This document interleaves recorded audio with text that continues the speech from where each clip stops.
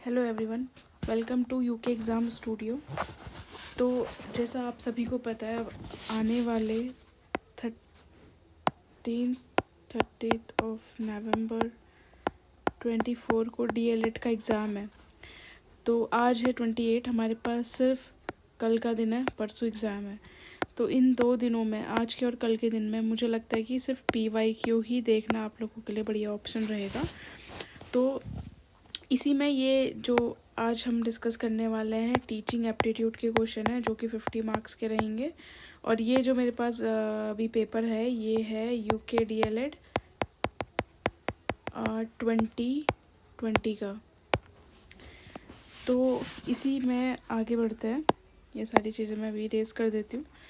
तो देखिए, जो टीचिंग एप्टीट्यूड के क्वेश्चंस है ना, वो बहुत बेसिक से क्वेश्चंस रहने वाले हैं और आपको 50 मार्क्स गेन करने में बहुत हेल्पिंग रहने वाले हैं। तो स्टार्ट करते हैं फर्स्ट क्वेश्चन से। शिक्षक की सीखने की क्षमता को जानने के लिए कौन सा परीक्षण किया जाता है? Which test is carried out to determine the ability of learning of the teacher? तो इसका राइट आंसर हो जाएगा ऑप्शन ए, एप्टीट्यूड टेस्ट, यानी अभिक्षमता, यानी टीचर के अंदर कितनी क्षमता है उस टेस्ट को, उसको चेक करने के लिए, उसकी लर्निंग को चेक करने के लिए एप्टीट्यूड टेस्ट होगा। बाकी जो अचीवमेंट और स्कॉलस्टिक टेस्ट होते हैं, ये स्टूडेंट से रिलेटेड होता है, और ये एटीट्यूड भी, ये बाकी स्टूडेंट से रिलेटेड टेस्ट है नीचे के। Moving to the next question, question number 2। Question number 2 है, उच्च बौद्धिक क्षमता के लोग अध्यापन में तभी आते हैं जब वे दूसरा कोई नहीं कर पाते। देखिए, हमें इसमें नेगेटिव जितने भी हैं उसे अवॉइड करना है। नहीं आ रहा है ना दूसरा कोई ऑप्शन, तो ये गलत हो जाएगा। कम काम करना चाहते हैं, नेगेटिव नेगेटिव नेगेटिव। ट्यूशन द्वारा अधिक धन कमाना चाहते हैं, अगेन नेगेटिव। यही इसका राइट आंसर हो जाएगा option number D, want to lead a challenging life like a teacher. Like 153 question, शिक्षक छात्र के लिए यानी टीचर टू स्टूडेंट किस तरीके का होता है? पिता की स्थिति में होता है, बिल्कुल सही। माता की स्थिति में होता है। मेल टीचर होगा तो पिता की स्थिति में होगा, फीमेल होगी तो माता की। फ्रेंड जोन में भी होता है, तो इसका राइट आंसर हो जाएगा ऑप्शन नंबर डी, 154, यानी 4th नंबर का क्वेश्चन है हमारे पास। विद्यालय से छात्रों के भागने का क्या कारण हो सकता है? रुचिकर कक्षा शिक्षण न होना, छात्रों की शिक्षा में रुचि न होना, छात्रों को दंड न देना, ये तो नहीं हो सकता। अध्यापकों का समस्या के प्रति उदासीन होना, ये भी नहीं है। छात्रों की रुचिकर कक्षा शिक्षण ना होना। अभी मुझे इसका जो आंसर लग रहा है, वो लग रहा है lack of interesting classroom teaching. देखो, अगर क्लासरूम टीचिंग इंटरेस्टिंग होगी तो छात्र स्कूल से नहीं भागेगा। अगर उसकी, देखो, अगर आप इंटरेस्टिंग क्लासरूम बना रहे हैं ना, तो बच्चे का जो इंटरेस्ट है ना, वो बिल्ड होने लग जाएगा। अगर आप स्टूडेंट को पनिशमेंट नहीं दे रहे हो, तो भी स्टूडेंट थोड़ा फेवरेबल कंडीशन में आ जाएगा।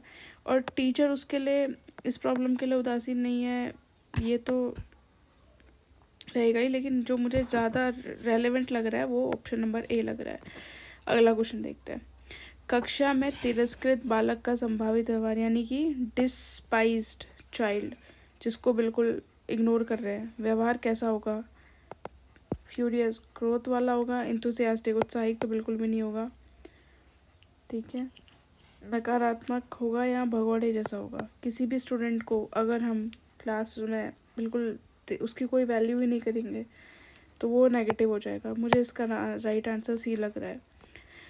156, नए नए अध्यापक की नाकामी के पीछे सबसे महत्वपूर्ण कारण होता है लैक ऑफ इंटरपर्सनल रिलेशन, अंतर व्यक्ति की कमी, बोलने की योग्यता में कमी, विषय के ज्ञान की कमी, लड़कों के साथ कठोर व्यवहार। नया नया जो टीचर है वो फेलियर कैसे हो रहा है? तो ये हो जाएगा इंटरपर्सनल रिलेशनशिप की वजह से। अगर वो नहीं बोल पा रहा है या उसकी बोलने में योग्यता कम है, लेकिन उसका जो कंटेंट है वो अच्छा है, तो स्टूडेंट उसको समझेंगे, ठीक है। विज्ञान विषय की कमी है, ये भी एक कारण हो सकता है। लड़कों के साथ कठोर व्यवहार कर रहा है, अच्छा, ये क्वेश्चन मुझे थोड़ा डाउट लग रहा है, इसको मैं पिन कर दूंगी कि इसका क्या रहेगा। जहाँ तक फ़िलहाल मुझे लगता है कि जो इंटरपर्सनल रिलेशनशिप है वो इसका आंसर होगा। एक बार फिर भी मैं इसको कंफर्म कर दूंगी, पिन कर दूंगी। 157, teacher should introduce the chapter before teaching. अपनी भाषा में दक्ष होना चाहिए, अपने विषय में निपुण होना चाहिए। तो इसका आंसर हो जाएगा सभी। जो भी टीचर होगा ना, उसको जो चैप्टर पढ़ाना है पहले उसको इंट्रोड्यूस कराना आना चाहिए। अपनी भाषा में वो बिल्कुल परफेक्ट होना चाहिए। ऐसे नहीं कि शब्दों को कुछ का कुछ पढ़ रहा है, ऐसा नहीं होना चाहिए। और सबसे बड़ी बात और सबसे इम्पोर्टेंट बात कि वो अपने सब्जेक्ट में एक्सपर्टीज़ उसके पास होनी चाहिए। नेक्स्ट मूव करते हैं 158, मतलब 8th क्वेश्चन। वह अध्यापक जो अपने छात्रों का ध्यान आकर्षित करने में सफल ना हो रहा हो, उसे क्या चाहिए। यानी ऐसा टीचर जो स्टूडेंट से अट्रैक्ट नहीं हो पा रहा है, वह अपनी शिक्षण विधि का मूल्यांकन करके उसमें सुधार लाए। बिल्कुल ठीक बात है कि उसको क्या करना चाहिए, अपने टीचिंग मेथड को इम्प्रूव करना चाहिए। ये देखो, त्यागपत्र दे देना चाहिए, अगेन नेगेटिव। अपने शिष्यों की गलती ढूंढनी चाहिए, अगेन नेगेटिव। डिटेक्ट नेगेटिव, तो राइट आंसर ऑप्शन है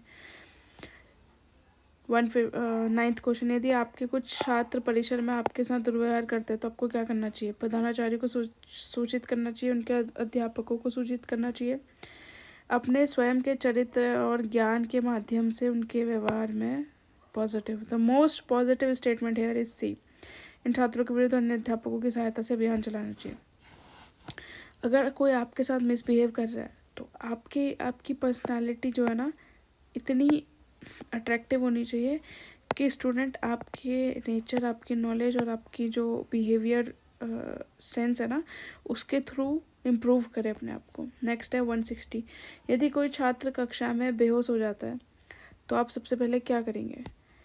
प्रधानाचार्य के कार्यालय की ओर दौड़कर सहायता प्राप्त करेंगे, नहीं। बच्चे के माता पिता को सूचित करेंगे, उनकी प्रतीक्षा करेंगे, नहीं। वेट नहीं करेंगे आप किसी का, उसे प्राथमिक चिकित्सा देंगे तथा किसी निकट के डॉक्टर से संपर्क करेंगे। बिल्कुल यही करेंगे, क्योंकि आप उस समय आप रिस्पॉन्सिबल होंगे।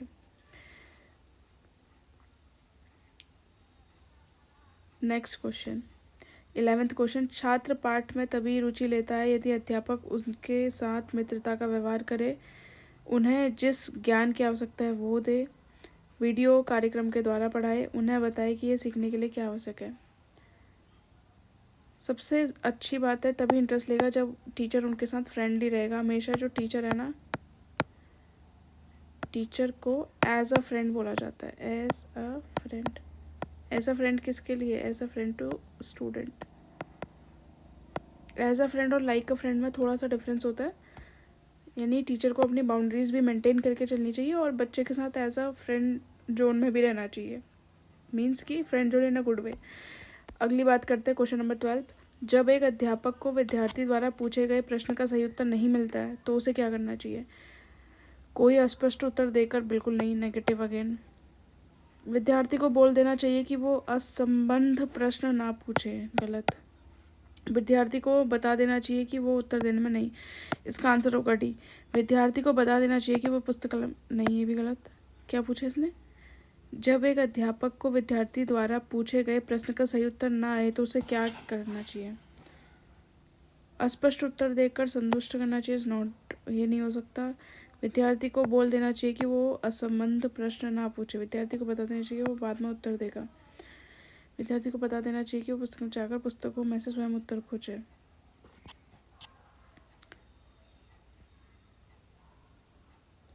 देखिए, इस कंडीशन में does not know the correct answer of the question ask by student, तो टीचर क्या करेगा। देखो, ये टीचर ना 6th क्वेश्चन, इसका ऑप्शन मुझे सी लग रहा है कि टीचर बाद में स्टूडेंट को आंसर करेक्ट कर लेगा, या फिर डी। इन दोनों में से इसका कोई एक ऑप्शन होगा। या तो जो टीचर है वो स्टूडेंट को बोलेगा कि आप खुद से, यानी एक्टिव इसमें कौन है, स्टूडेंट है, क्योंकि स्टूडेंट सेल्फ पेस से अब आंसर ढूंढेगा। तो वैसे मुझे इसका डी भी लग रहा है, जहाँ तक इसका आंसर डी होगा। बट सी और डी में से ही कोई होगा, स्टार्टिंग के दो बिल्कुल भी नहीं होंगे। ठीक है, नेक्स्ट। प्रभावशाली शिक्षण का अर्थ क्या है। प्रभावशाली शिक्षण का अर्थ है विद्यार्थियों को दिया जाने वाला प्रेम, सहयोग, लगाव तथा प्रोत्साहन। नैतिक अपराधों के तदुपरांत, यानी punishment giving to student after moral offence नहीं। व्यक्तिगत शिक्षा तथा कक्षा में खुली चर्चा, यानी ए और सी दोनों होने चाहिए। ये नहीं होगा ना, आप बच्चे को पनिशमेंट दे रहे हो मोरल ऑफेंस के उसमें, तो ये इफ़ेक्टिव टीचिंग नहीं है। इफ़ेक्टिव टीचिंग वो है जहाँ पे बच्चा मोरल ऑफेंस कम से कम करे, उसको पनिशमेंट कम से कम मिले। तो अगर आप ऐसा एनवायरनमेंट क्रिएट कर रहे हैं जहाँ पर लव है, कोऑपरेशन की फीलिंग है, अटैचमेंट है, मोटिवेशन है, और साथ ही जो आप इंडिविजुअल क्लासेस प्रोवाइड करवा रहे हैं, ओपन क्लास डिस्कशन हो रहा है, तो ऐसे में बच्चा ज़्यादा एक्टिव रहेगा। और उसके ज़्यादा एक्टिव रहने से क्या होगा कि जो आपकी क्लासरूम है, जो टीचिंग है, वो और इफ़ेक्टिव बनेगी। तो right option is option number D. शिक्षण में तुलनात्मक अध्ययन के लिए, यानी useful for comparative study in teaching, क्या रहेगा? मैप तो नहीं रहेगा, डायग्राम भी नहीं रहेगा, ग्राफ्स भी नहीं रहेगा, tables is the right answer. अगर मुझे दो चीज़ों के ए और बी के बीच में कंपैरिजन करना है तो ऐसे मुझे टेबल बनानी पड़ेगी। सपोज आप बीएड और डीएलएड के बीच में कंपैरिजन कर लो, ठीक है, आपको टेबल बनानी पड़ेगी। यहाँ पर आपके कंपोनेंट आ जाएंगे। जैसे पहला कंपोनेंट आपने लिखा कि पहला आपने लिख लिया एक्सपेंसेस, कितने खर्चा आएगा, तो बीएड में ज़्यादा आएगा, डीएलएड में कम खर्चा आएगा। जॉब सिक्योरिटी, डीएलएड में आपको भी जॉब सिक्योरिटी मिल जा रही है अगर आप सीटेट 1 क्लियर करें या यूटेट 1 क्लियर करें, तो जब भी वैकेंसी आएगी आपको प्रायोरिटाइज आपको मिल जाएगा। तो ऐसे हमें टेबल बना के कंपैरिजन करना है। नेक्स्ट, जिस शिक्षण विधि में छात्र सक्रिय रूप से भाग लेता है, जिसमें बच्चा ज़्यादा एक्टिव रहेगा, स्टोरी में नहीं रहेगा, रोल प्ले में नहीं रहेगा, question answer is the right answer. No no no no no no no no no, not question answer. Teaching method जिसमें बच्चा बहुत एक्टिव रहेगा। स्टोरी टेलिंग में तो हमेशा टीचर एक्टिव रहता है, रोल प्ले में भी नहीं रहेगा ज़्यादा एक्टिव। क्वेश्चन एंड आंसर में क्या हो जाएगा, बाउंड हो जाएगा, जैसा क्वेश्चन वैसा कन्वर्जेशन में ही ज़्यादा एक्टिव रहेगा। कन्वर्जेशन में क्या होगा, जब आप किसी चीज़ को लेकर जैसे डिस्कशन कर रहे हैं, तो डिस्कशन करने से क्या होगा ना, बच्चा हर तरीके से अपने जो थॉट्स हैं उनको प्रेजेंट करेगा, थॉट्स प्रेजेंट करेगा। थॉट्स, जब बच्चा थॉट्स प्रेजेंट कर रहा है ना, इसका मतलब बच्चा ज़्यादा एक्टिव है। क्वेश्चन आंसर भी हो सकता है। क्वेश्चन आंसर में क्या है ना, क्वेश्चन आंसर में बहुत सारे आंसर, जैसे open ended question, close ended question. अगर क्लोज एंडेड क्वेश्चन है जिसमें बच्चे को बस हाँ या ना में आंसर करना है, तो बच्चे का एक्टिवनेस ख़त्म हो गई ना। तो इसका मोस्ट जो रेलेवेंट आंसर होगा वो होगा कन्वर्जेशन मेथड। 16, दूरदर्शन शिक्षण का गुण है। Feature of teaching through television, कार्यक्रम से छात्र शिक्षक दोनों के दृष्टिकोण में इन्हेंसमेंट होगा, ठीक है, नए नए थॉट्स आएगा और वो विजुअलाइज कर पाएगा। ये ऑल ऑफ दी अबव। शिक्षण की उत्तम प्रणाली वो है, best teaching system is that where प्रश्नों की आवश्यकता ना पड़े, छात्र अध्यापक से अपनी शंका का समाधान करवाए। बिल्कुल सही, ऑप्शन नंबर सी।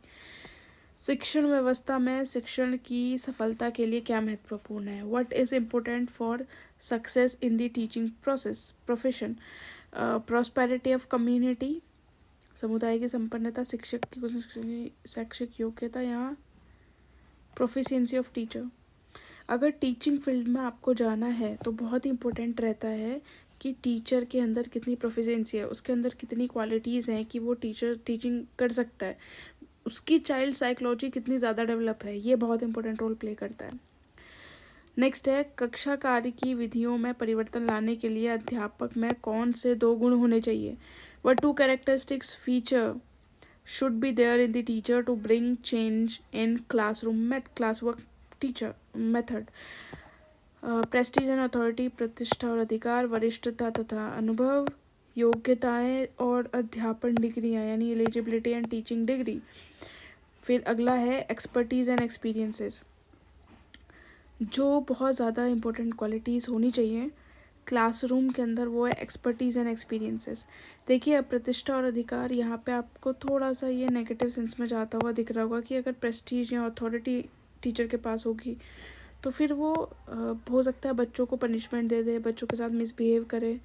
सीनियोरिटी रहेगी, सीनियोरिटी एक नेगेटिव वर्ड है यहाँ पे। सीनियोरिटी का मतलब क्या है कि टीचर को ये लगेगा कि यार मैं तो बड़ा हूँ, बच्चे मेरे से ऐसे क्वेश्चन कैसे पूछ सकते हैं, है ना, एक नेगेटिव सेंस में चला जाएगा। एलिजिबिलिटी एंड टीचिंग डिग्री ये होना ज़रूरी नहीं है, ये तो एक बेसिक क्राइटेरिया है कि अगर आप टीचर बनना चाहते हैं तो आपके पास बीएड होना चाहिए, पीजी यूजी होना चाहिए और आपका सीटेड यूटेड होना चाहिए। ये एक एलिजिबिलिटी क्राइटेरिया है, लेकिन हम उस कैरेक्टरिस्टिक फीचर की बात कर रहे हैं, तो वो होगा एक्सपर्टीज़। जो भी टीचर है वो अपने सब्जेक्ट में एक्सपर्ट होना चाहिए, उसके बाद बढ़िया एक्सपीरियंसेस होने चाहिए। तो option number D is the right answer. Now 20 question. सभी छात्र बुद्धिमान है सत्य है, तो फिर निम्नलिखित में से कौन सा कथन जो है वो असत्य हो जाएगा? कोई छात्र बुद्धिमान नहीं है। All students are intelligent. Okay, कुछ छात्र बुद्धिमान है, कुछ छात्र बुद्धिमान नहीं है। देखो, पहला स्टेटमेंट तो गलत हो गया। इसने बोला है कौन सा कथन सही नहीं है। पहला स्टेटमेंट बिल्कुल गलत है कि कोई भी छात्र बुद्धिमान नहीं है। उसने बोला सभी छात्र बुद्धिमान है। कुछ छात्र बुद्धिमान है, ये थोड़ा रेलेवेंट है। कुछ छात्र बुद्धिमान नहीं है, हो सकता है कि अगर ए और बी दो क्लासेस हैं तो इनमें से मैक्सिमम स्टूडेंट जो हैं वो इंटेलिजेंट है, लेकिन कुछ परसेंट हमेशा ऐसे रहते हैं, 5 से 10% जो कि जिनका आईक्यू लेवल लो रहता है, यानी बिलो 70 या फिर बिलो 70 या फिर बिलो 50 रहता है। ठीक है, मंदबुद्धि कहते हैं जिन्हें। तो इसमें सिर्फ डी एक ऐसा स्टेटमेंट है जो सही नहीं है, बाकी ये दोनों ही स्टेटमेंट पॉसिबल हैं। Which of the following is correct about teaching student relation, teacher student relationship? Number 1, बहुत अनौपचारिक तथा निकट है, quite informal and close, limited to classroom only, only is the negative word, full of harmony and respect and indifferent. ये पूछ रहा है हमसे कि following is the correct teacher student relationship के लिए अच्छा क्या है। लिमिटेड ये तो नेगेटिव हो गया, बहुत अनौपचारिक और निकट ये भी नहीं, इतना क्लोज नहीं होना, सदा सद्भावना और सम्मान, ये C option is the right option, C option. एक सजीव कक्षा की स्थिति में ये हो सकता है, यानी a live classroom situation could be like fountains of laughter from time to time, complete peace, continuous conversation between student and teacher. Option number C is the right answer. देखो, लाइव क्लासरूम सिचुएशन यानी जब आप traditional method के जैसे live, जहाँ पे teacher और student दोनों ही इंटरेक्शन कर रहे हों, हंसी बिल्कुल नहीं होनी चाहिए। जो भी डिस्कशन होगा टीचर और स्टूडेंट के बीच में वो करिकुलम ओरिएंटेड होगा हमेशा। ठीक है, हमेशा शांति भी नहीं होनी चाहिए।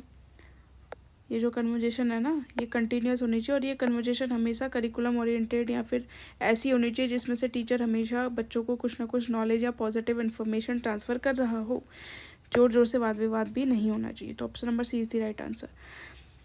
If a parent ask the teacher to discriminate or be partial for his word in the examination, the teacher should. यदि कोई अभिभावक अपने बालक की परीक्षा में किसी प्रकार का भेदभाव अथवा पक्षपात करने के लिए कहे तो टीचर को क्या करना चाहिए? उसकी हेल्प नहीं करनी चाहिए, उससे कहे कि वो फिर कभी ना ऐसा करे। ये भी थोड़ा नम्रता और दृढ़ता के साथ ऐसा ना करने से मना करना चाहिए। ऑप्शन नंबर सी, कठोरता से उसे वहाँ से चले नहीं। अगर कोई भी पेरेंट्स ऐसी कोशिश कर रहा है कि जो टीचर है वो उसके बच्चे को थोड़ा सा एक्स्ट्रा मार्क्स दे या थोड़ा उसकी तरफ रहे, तो हमेशा टीचर को अपनी जो पोलाइटनेस है ना उसको ख़त्म नहीं करना चाहिए। टीचर को ऐसा नहीं कि गुस्से में बोलना है, टीचर को पोलाइटली अपनी नॉलेज और अपने एक्सपीरियंसेस के बेसिस पे ही उस पेरेंट्स को ये एक्सप्लेन करना है कि ऐसा करना गलत है, इससे उनके बच्चे की ग्रोथ नहीं हो पाएगी और लाइफ में अच्छा वो नहीं कर पाएगा। ये फैक्ट है। Now 174, a student wishes to know whether he will perform well in a specific job. Which of the following tools will be useful? अगर बच्चे को बताना है, जानना चाहता है कि उसने अच्छा किया या क्या किया, तो उसको कैसे पता चलेगा? अभिव्यक्ति, एटीट्यूड, एप्टीट्यूड, अभियोग्यता test. Aptitude is the right answer. देखो इंटेलिजेंट टेस्ट क्या होगा ना, ये उसका आईक्यू बताएगा, और ये इससे उसको अपना परफॉर्मेंस पता नहीं चलेगा, ठीक है। एटीट्यूड मीन्स कि वो यहाँ पे बच्चा ये जान पाएगा कि वो कैसे क्वेश्चंस को देख रहा है। एप्टीट्यूड टेस्ट का मतलब है यहाँ पर उसकी जो क्रिएटिव और जो क्रिटिकल थिंकिंग है ना, वो चेक हो जाएगी।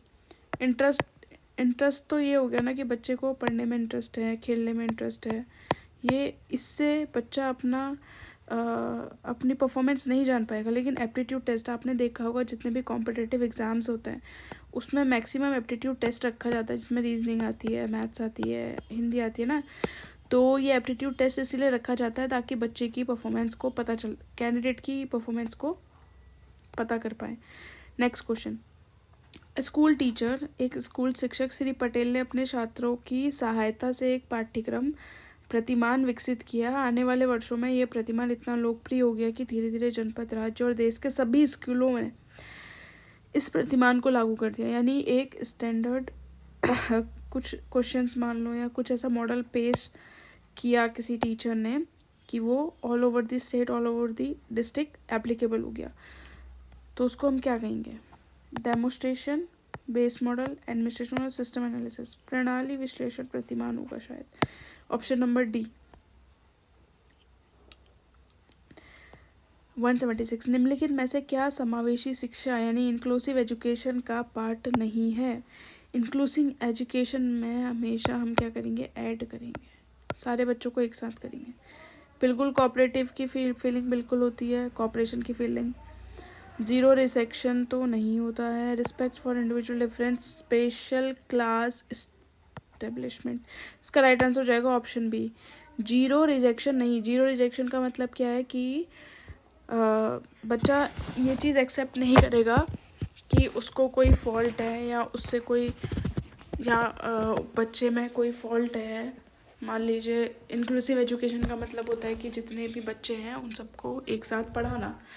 तो मान लो ऐसी सिचुएशन हो जाए कि एक बच्चा ये एक्सेप्ट ना करे कि अरे इसको तो कुछ प्रॉब्लम है, या ये मान लीजिए ये थोड़ा सा डिसेबल है, बच्चा ये चीज़ एक्सेप्ट नहीं करेगा तो फिर वो उसको डिस्टर्ब करने लग जाएगा। तो ये ज़ीरो रिजेक्शन एक तरीके से नेगेटिव सेंस में जा रहा है। इसके बाद हमारे पास है अगला question. Who takes decision in the grass root model of curriculum development? Curriculum development के ग्रास रूट मॉडल में निर्णय कौन लेता है? Community, student, school inspectors of the district and teachers. Who takes decision in the grass root model? तो obviously इसमें कौन लेगा? टीचर लेगा।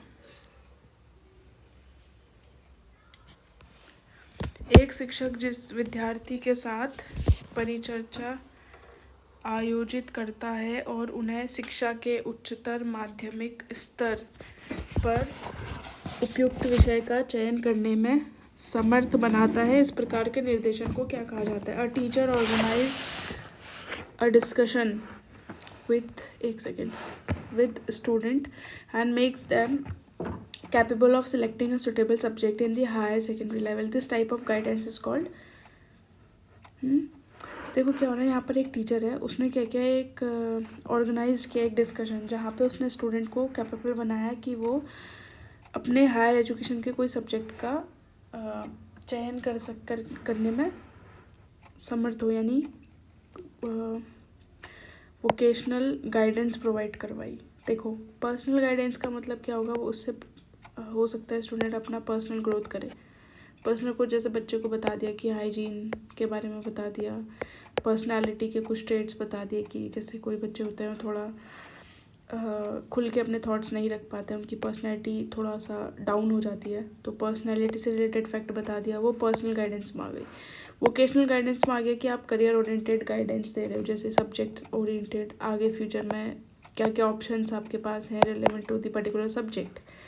तो ये एक वोकेशनल गाइडेंस है। एजुकेशनल गाइडेंस में भी जैसे मार्क्स कैसे गेन करने हैं, ये सारी चीज़ें, और मनोवैज्ञानिक तो फिर मेंटल हेल्थ से रिलेटेड हो गई। नेक्स्ट मूव करते हैं,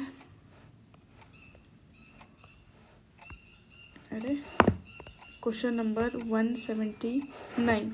teaching ads that comes under the category of projected medium is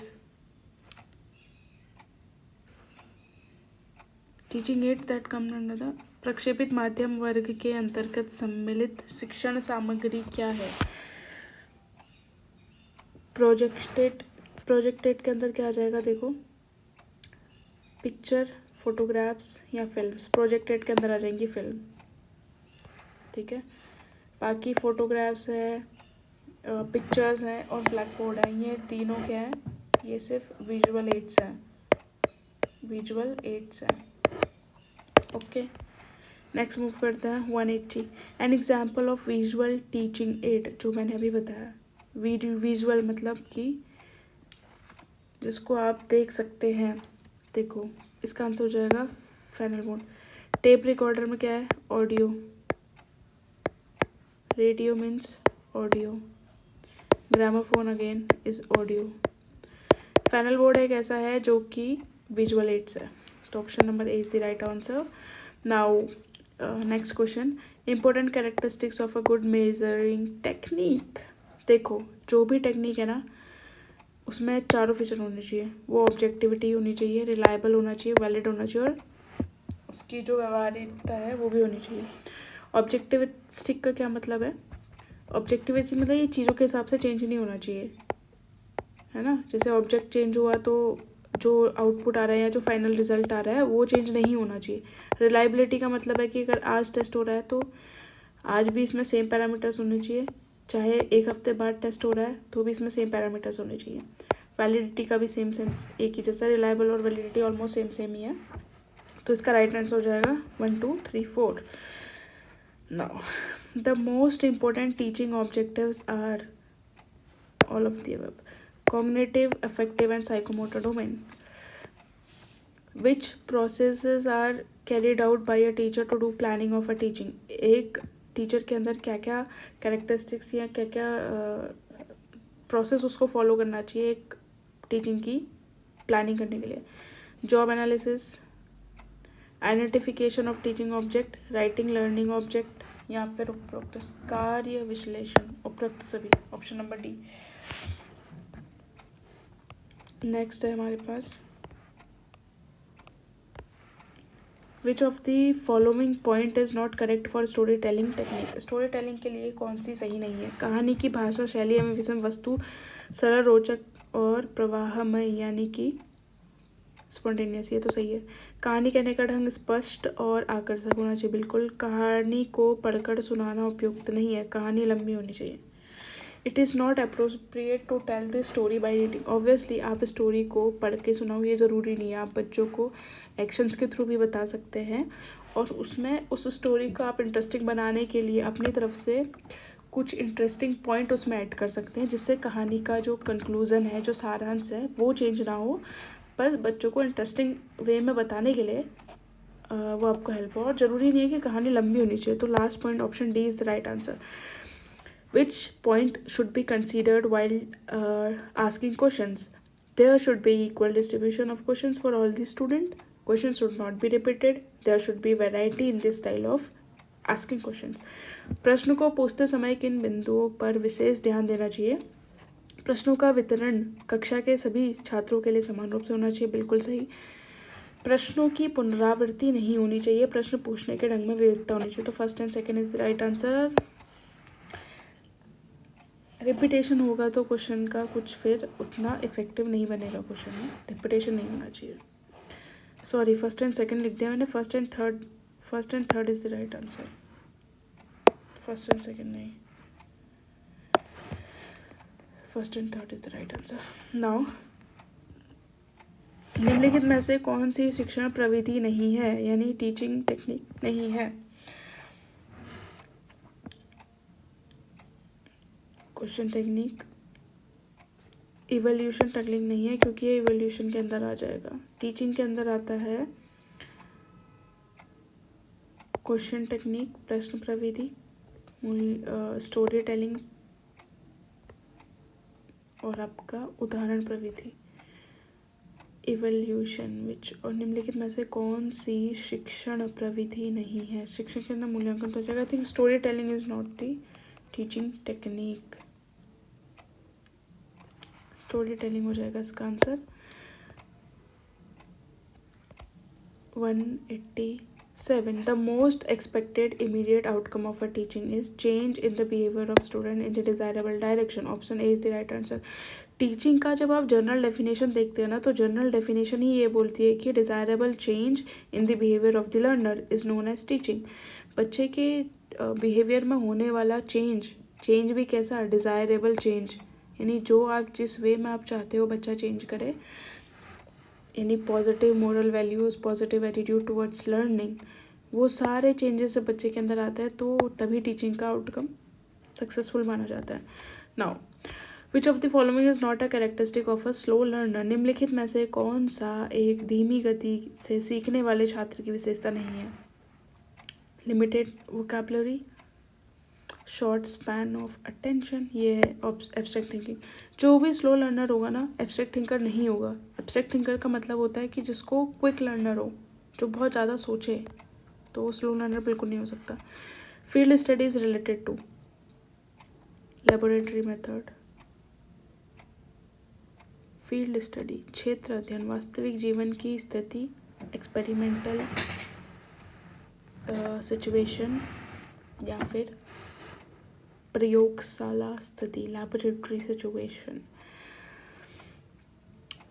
field study का जो मोटिव रहता है ना, फील्ड स्टडी या case study real life situation पे बेस्ड होती है। रियल लाइफ सिचुएशन, क्योंकि आप अगर किसी की केस स्टडी करोगे ना, तो केस स्टडी किसकी करोगे? कोई रियल लाइफ सिचुएशन होनी चाहिए ना, तभी तो। जैसे मान लो दो स्टूडेंट के बीच में झगड़ा हो गया आपको, और एक ऐसी कंडीशन बन गई है ना जिसमें आपको सॉल्व करना है केस, तो उस टाइम पे आप केस स्टडी करोगे, तो ये रियल लाइफ सिचुएशन पे बेस्ड होगी ना। एक्सपेरिमेंटल, लेबोरेटरी जो भी मेथड होते हैं, ये प्रैक्टिकल मेथड है। प्रैक्टिकल मेथड मतलब कि इसमें आपके पास कुछ ना कुछ एक वैल्यूज़ या कुछ होनी चाहिए जिस पे आप एक्सपेरिमेंट या लैब ओरिएंटेड काम कर सकें। तो इसका आंसर होगा real life situation. Which of the following statement is most appropriate in the context of effective teaching? निम्न में से कौन सा कथन प्रभावी शिक्षण के संदर्भ में सर्वाधिक उचित है? यानी अगर मुझे इफेक्टिव टीचिंग चाहिए तो कौन सा ऐसा स्टेटमेंट है जो बहुत ज़्यादा अप्रोप्रिएट रहने वाला है? कक्षा में अनुशासन बनाए रखना, शिक्षकों की निष्कपटता यानी ऑनेस्टी। अच्छा, शिक्षकों द्वारा छात्रों को सिखाना और समझाना। Option C is the right answer. एक शिक्षक का मूल कर्तव्य क्या है? प्राइमरी ड्यूटी ऑफ शिक्षक ये है। देखो, अगर प्राइमरी ड्यूटी क्या होगी एक टीचर की, कि वो जितने भी इंटेलेक्चुअल स्टैंडर्ड है स्टूडेंट के, उसको बढ़ावा दे, छात्रों के भी बौद्धिक स्तर में सुधार करे। छात्र, ये देखो, ये दोनों ना वन डायरेक्शन जा रहा है। ये सिर्फ कॉग्निटिव लेवल की बात कर रहा है और ये सिर्फ उसके फिजिकल लेवल की बात कर रहा है, जबकि एजुकेशन का मतलब है या टीचिंग का मतलब है बच्चे का all round development. Right answer is option C. 192. Which of the following is more interactive and student centric? Student centric कौन है ज़्यादा? Group discussion, seminar, workshop, lecture, सारे टीचर ओरिएंटेड है। A guardian never comes to see you in school as a teacher. You will, किसी छात्र के parents उसको school में मिलने के लिए नहीं आते, तो एक टीचर होने के नाते आप क्या करेंगे? ध्यान नहीं देंगे, गलत। एक लेटर लिखेंगे, गलत। दंडित करना शुरू करेंगे, गलत। Option number C. हम go to meet the guardian yourself and if possible, अगर संभव होगा तो हम टीचर से मिलने जाएंगे और रीज़न जानना चाहेंगे कि वो क्यों स्कूल में अपने बच्चे की प्रोग्रेस या अपने बच्चे का रिस्पॉन्स देखने नहीं आ रहा है कि उसने कितनी प्रोग्रेस करी है। नेक्स्ट, एक शिक्षक कक्षा में प्रश्न पूछता है, उसका मुख्य उद्देश्य होता है, अगर एक टीचर है ना, वो क्वेश्चन पूछ रहा है तो क्या मेन रहेगा, यही रहेगा ना कि वो स्टूडेंट को अट्रैक्ट करे और उनको अटेंशन गेन करने में हेल्प करे, बाकी सारे नेगेटिव है।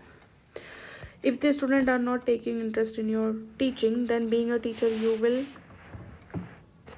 अनदेखा नहीं करेंगे, कक्षा छोड़ भी नहीं देंगे, उन्हें ध्यान देने के लिए भी नहीं कहेंगे। हम अपनी जो टीचिंग मेथड है उसको रिव्यू करेंगे कि ऐसी कौन सी मिस्टेक्स हमसे हो रही हैं कि स्टूडेंट हमसे कनेक्ट नहीं कर पा रहा है या वो सब्जेक्ट मैटर में इंटरेस्ट नहीं ले रहा है, और रिव्यू करने के बाद हम अपने टीचिंग मेथड को और भी इंटरेस्टिंग बनाने की कोशिश करेंगे।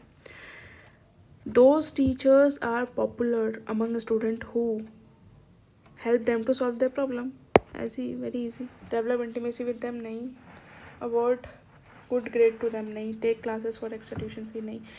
हमेशा टीचर के बीच स्टूडेंट के बीच में वो टीचर पॉपुलर होता है जो उनको एज अ फ्रेंड समझे और उनकी प्रॉब्लम का सोल्यूशन उनको प्रोवाइड करवाए। Next question, the first source of socialisation of a child is the family. सामाजिकरण का पहला स्रोत ही परिवार है। आपके फैमिली के थॉट प्रोसेस जिस तरीके के होंगे वैसे ही थॉट प्रोसेस आपके भी हो जाएंगे। What do you think is necessary for the development of morality in the student? छात्रों में नैतिकता का विकास करने के लिए आप क्या आवश्यक समझते हैं? धार्मिक प्रवचन बिल्कुल भी नहीं, परिवार का वातावरण बिल्कुल भी नहीं, अच्छे बुरे के अंतर को प्रत्येक अवसर पर उन्हें बताना। हमेशा बच्चों को हमें बताना चाहिए कि कब कौन सी चीज़ अच्छी है, कौन सी चीज़ बुरी है, और उनके बीच में सबसे बड़ा डिफरेंस, सबसे इम्पोर्टेंट फैक्ट क्या है, डिफरेंस। दो चीज़ों के बीच में डिफरेंस करना, अच्छा क्या है बुरा क्या है, ये हमेशा टीचर, सिर्फ टीचर ही नहीं बल्कि पेरेंट्स या जो भी उस पर्टिकुलर स्टूडेंट के गार्जियन है उनको बताना चाहिए। नेक्स्ट क्वेश्चन, लास्ट के 2 क्वेश्चन हैं बचे हुए। प्राथमिक स्तर पर शिक्षण यथासंभव मातृभाषा में ही होना चाहिए। At primary level it is better to teach in mother language because it develop self confidence in children. सरल बनाता है नहीं, बौद्धिक विकास में सहायक नहीं, शिक्षार्थी को प्राकृतिक वातावरण में सीखने में सहायता करता है। Option number D is the right answer. जो बच्चे की नेटिव लैंग्वेज है या जो मदर टंग है उसी में अगर हम पढ़ा रहे हैं तो बच्चे को क्या होगा कि एक नेचुरल एटमॉस्फेयर मिलेगा जिसमें बच्चा सेल्फ पेस से सीखेगा और उसको लगेगा कि ये बिल्कुल वैसा ही इन्वायरमेंट है जैसा मेरे घर पे चल रहा है। मान लीजिए किसी के घर पे हिंदी लैंग्वेज यूज़ हो रही है और स्कूल में उसको इंग्लिश लैंग्वेज में पढ़ाया जा रहा है तो बच्चा थोड़ा सा डिस्कम्फर्ट हो जाएगा। उसको कंफर्ट में लाने के लिए हमेशा हमें बच्चे की नेटिव लैंग्वेज को ही प्रेफर करना चाहिए, नेटिव लैंग्वेज या मदर टंग। लास्ट क्वेश्चन है, the quality of school education exclusively depend on. स्कूली शिक्षा की गुणवत्ता विशेष रूप से निर्भर करती है इंफ्रास्ट्रक्चर पे, फाइनेंस पे या इंटरनेशनल सपोर्ट पे नहीं, वो डिपेंड करती है तो quality of teacher education. Option number D is the right answer. तो ये आज हमने सॉल्व किए टीचिंग एप्टीट्यूड के कुछ क्वेश्चंस, टीचिंग एप्टीट्यूड के 50 क्वेश्चंस। इन 50 क्वेश्चंस में 40 क्वेश्चंस, मोर देन 40 क्वेश्चंस ऐसे हैं जिनको आप एक बेसिक अंडरस्टैंडिंग से सॉल्व कर सकते हैं। और सबसे बड़ी बात यह है कि DLED जैसे एग्ज़ाम में कोई भी नेगेटिव मार्किंग नहीं है, तो आप कोशिश करिएगा कि 200 में से 200 क्वेश्चन ही आपको अटेंड करने हैं और आपके पास टाइम रहेगा 230 आवर। यहाँ पे आपको जो भी आपका एग्ज़ाम टाइम है ना, मैथ्स और रीजनिंग में ज़्यादा देना है, और जो हमारा GK वाला सेशन है, GK और ये टीचिंग एप्टीट्यूड है, इसको आपको 1 घंटे के अंदर फिनिश करना है ताकि जो रिमेनिंग 1.5 घंटा बचे वो आप मैथ्स और रीजनिंग में कर सकें। वैसे 50 क्वेश्चंस करने के लिए 2.5 घंटे सफिशिएंट है 150 क्वेश्चन को सॉल्व करने के लिए, क्योंकि 150 क्वेश्चंस हैं और 150 ही मिनट आपको दिए जा रहे हैं, तो ऑलमोस्ट एक क्वेश्चन के लिए 1 मिनट मिलेगा। जबकि कुछ क्वेश्चंस ऐसे होंगे जो सिर्फ 5 या 10 सेकेंड में ही आप उनका आंसर्स गेन कर लेंगे, कुछ थोड़ा टाइम टेकिंग होंगे, तो टाइम को बैलेंस करना बहुत ज़रूरी है। इसी के साथ आज हमने 2020